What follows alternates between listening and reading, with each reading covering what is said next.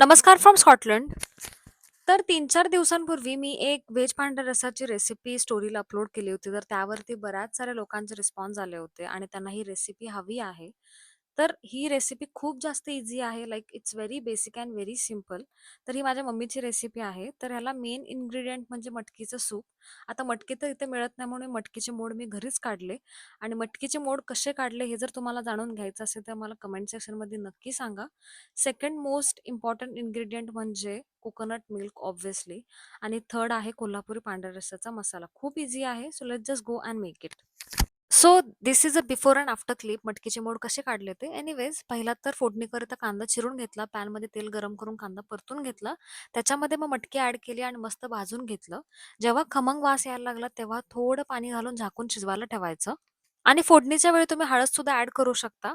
So मग पाणी हे हळू-हळू उकळी येईल तसं घालत राहायचं. पण कन्सिस्टन्सी ही मीडियमच हवी, सो जास्त पाणी नाही मग पॅनमध्ये तेलात खडे मसाले, 2 सुक्या मिरच्या आणि कुटलेलं आलं आणि कोथिंबीरची पेस्ट घालून चांगलं भाजून घ्यायचं आणि मग लगेचच सूप ॲड करायचं. आणि मग सूपला 1-2 उकळी आले की कोकोनट मिल्क ॲड करायचं आणि चांगलं मिक्स करून घ्यायचं.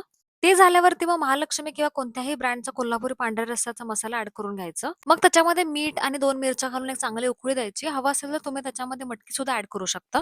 And seriously it's very easy to make आणि रेनी सीझनमध्ये पाहायला पण खूप मजा येते. So give it a try and share your feedback in comment.